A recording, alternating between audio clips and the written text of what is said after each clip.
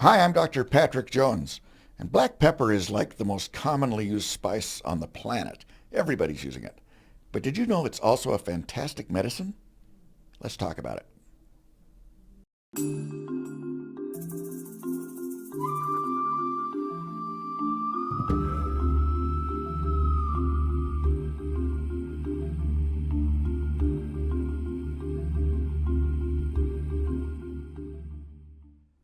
So I'm Dr. Patrick Jones from the Homegrown Herbalist School of Botanical Medicine, and I wanted to visit with you a little bit about black pepper. I mean, everybody knows what black pepper is, right? I mean, everybody's using it. Put it on your corn on the cob, put it on your tomato sandwich, make yourself sneeze with it. It's good for lots of things. But it's also a really tremendous herbal medicine. First of all, just a quick overview. The Latin name is Piper nigrum. And Piper means pepper, and nigrum means black, so it's black pepper, right? Um, Not all Latin names are that clear, but this one's pretty literal, which is nice for a change. And most people just call it black pepper. In Chinese medicine, it's called He Hu Zhao. And my apologies to anybody that actually speaks Chinese and knows how you're supposed to say that. But they've been using it for centuries too.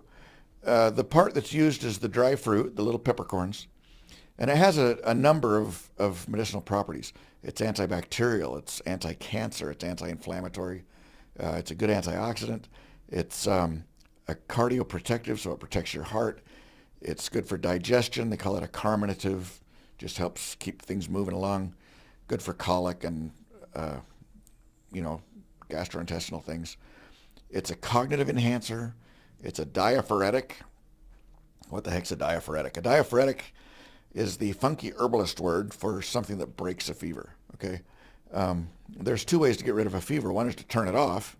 We got a lot of herbs that do that. Willow and poplar and spirea that work like aspirin and actually, shut off a fever.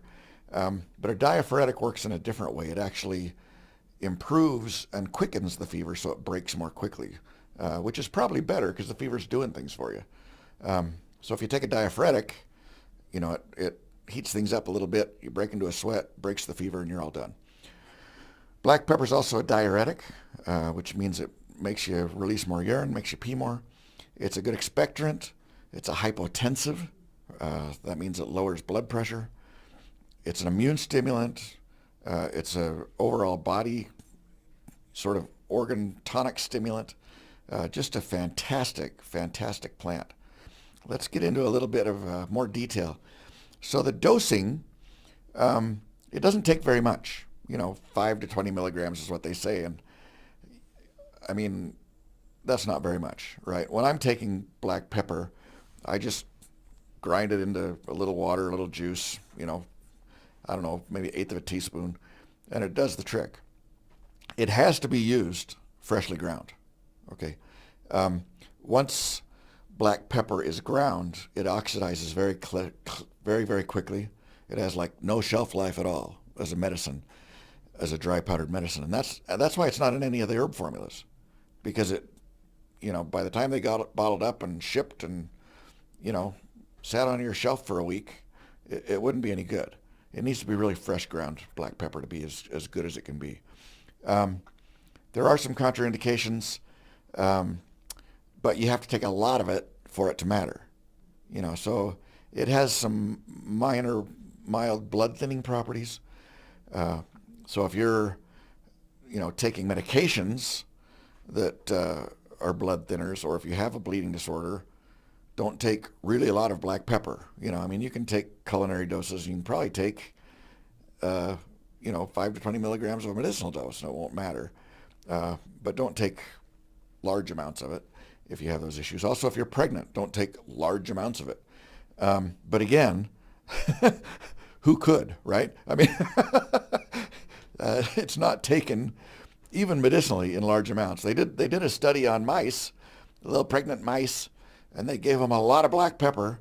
And don't ask me how the heck you get a pregnant mouse to eat a lot of black pepper, but it caused some abortion in the mice at very high levels. And so, theoretically, if you ate enough black pepper, it might cause some issues, but I think you'd have to eat way more than would be pleasant or possible for most people.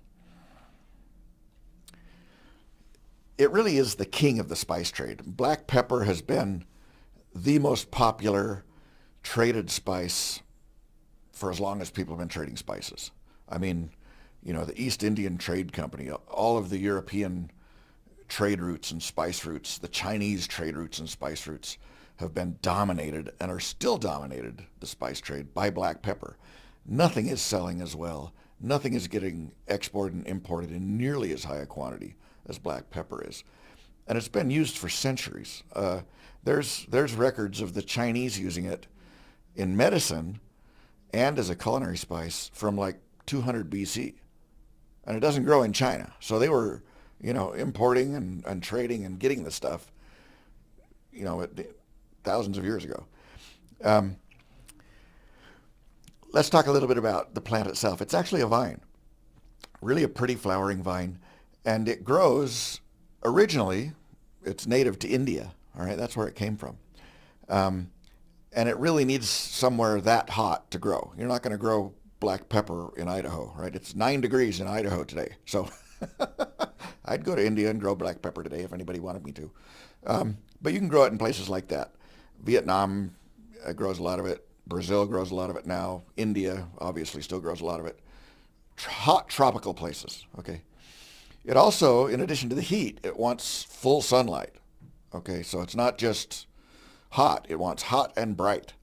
And it also wants a really moist but also fast-draining soil, all right? That's what it wants. And it also needs something to climb on because it's a vine. Harvesting black pepper, the timing of harvesting depends on what you want to make. Because you see, there's all kinds of black pepper. Let me take that back. There's one kind of black pepper that comes in all kinds of colors, all right? So there's black pepper, there's red pepper, there's white pepper, there's green pepper, and it's all the same plant. And remember that I'm not talking about pepper plants. When we talk about black pepper here, we're talking about the tropical vine from India. We're not talking about cayenne peppers or serrano peppers or poblano peppers or, Scottish bonnets or cayenne. None of those guys. Those are completely unrelated. They're hot and spicy too, and I think that's probably why they call them peppers. But genetically, there's no connection at all to this plant. This is the black pepper that you're using, in a pepper grinder and a salt and pepper shaker. Right? That's what we're talking about. But it comes in different colors. And it all depends when you harvest it. So black pepper, the one that most of us are using, is produced by harvesting the fruits when they're not ripe yet. The fruits of black pepper are called drupes. I don't know why they're called drupes. Probably because they're very drupe-like, right? I don't know how botanists come up with some of these terms. I can just imagine two botanists, sitting in their office saying, "What should we call those?" "Well, I think we should call them drupes." And the other guy's, "Oh, good heavens, Wilsons, you're a genius. I would have called them peppercorns. Droop, that's perfect, right?" But anyway, drupes are the fruits. And when they turn ripe, they turn red, all right?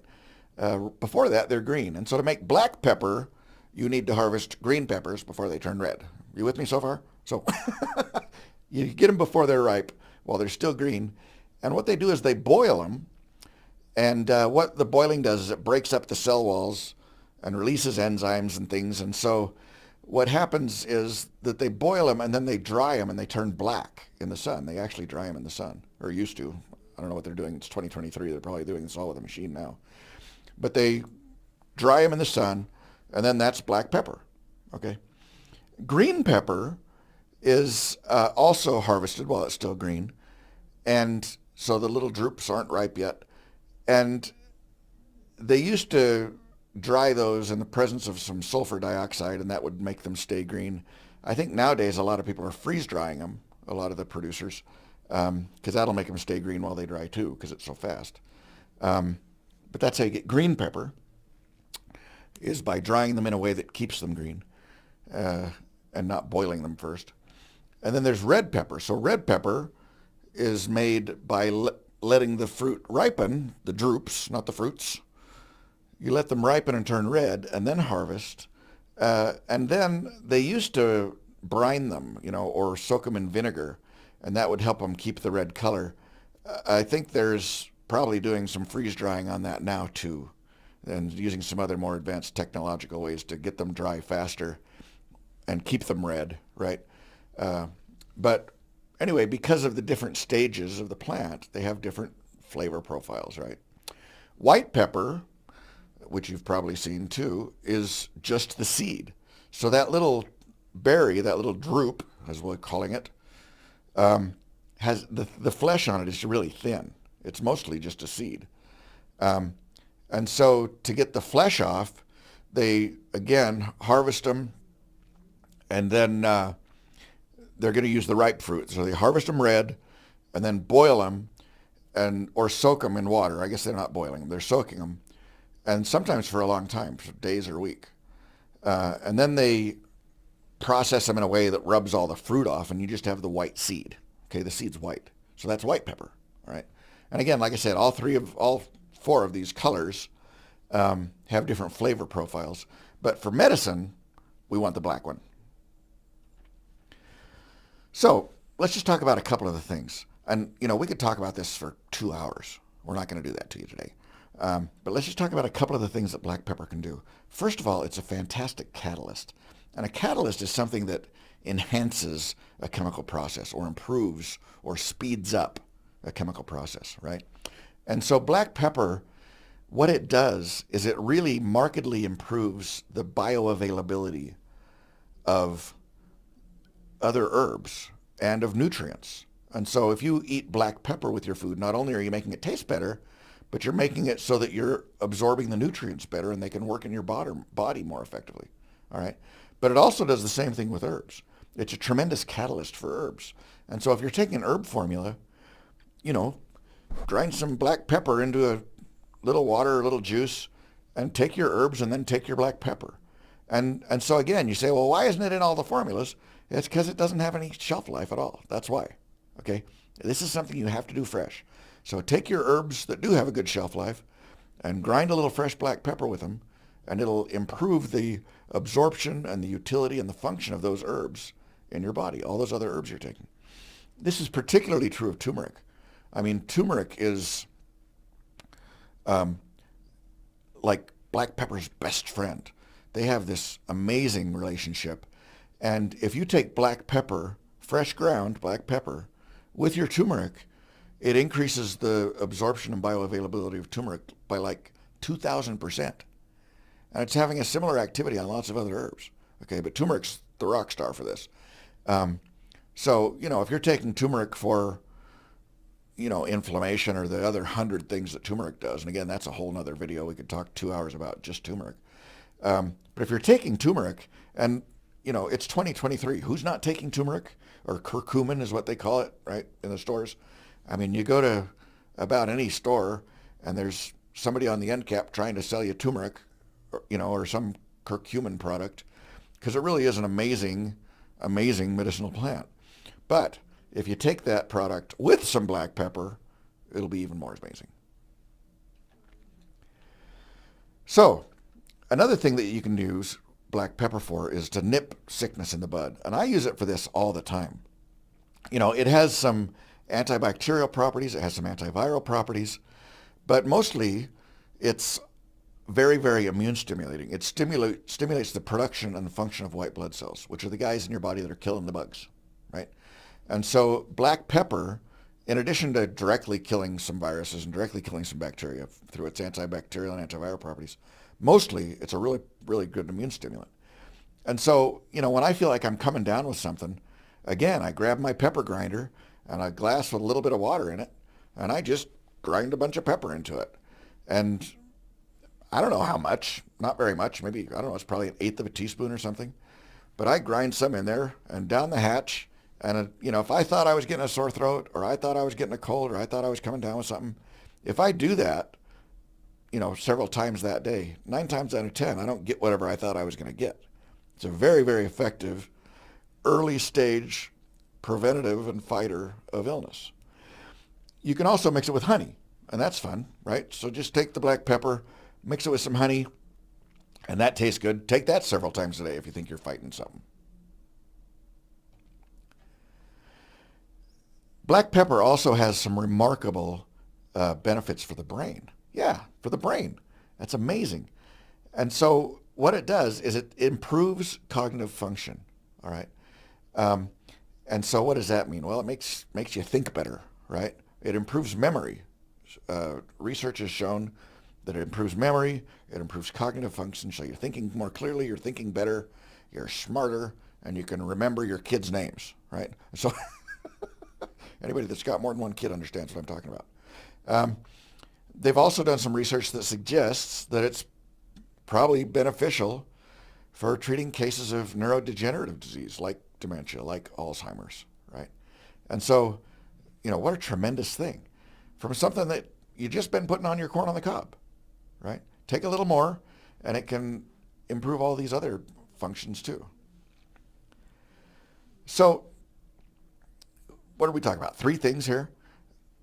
Black pepper has countless other medicinal properties. And, we're not going to take the time here to do it, but if you want to learn more about black pepper, if you want to learn more about herbs in general, have a look at the Homegrown Herbalist School of Botanical Medicine. I mean, when we talk about black pepper there, we get really into it. We talk about its cancer-fighting properties on which cancers. We talk about its antiviral properties on which viruses. And we talk about, a dozen other things at a much deeper level with these herbs. What's the pharmacology? How's it affecting the physiology? How's it affecting the anatomy? How's it being best used? How often should I use it? How much should I take? When should I not take it? Also, I'm a veterinarian, so we talk about all the veterinary applications of all these herbs. So if you're really interested in learning a lot more about herbal medicine, I would love to join you on that journey. You have lifetime access to the school forever once you're enrolled. We have a student forum where we talk about all kinds of stuff. There's about 3,000 students in the school right now, many of whom are graduates. And so, you can get on the forum and ask a question or put up a picture and say, what plant's this? It popped up in my backyard. I don't know what it is. And we talk about all kinds of great things. If you enjoyed this video, I hope you give it a click on the like button. And if you can share it with your friends, that'd be fantastic. If you want to know about other plants, we've got a lot of videos on the YouTube channel. And certainly, if you subscribe, click that button and you'll get a little heads up when we're putting up another one. I'm Dr. Patrick Jones from the Homegrown Herbalist School of Botanical Medicine, and thanks for watching.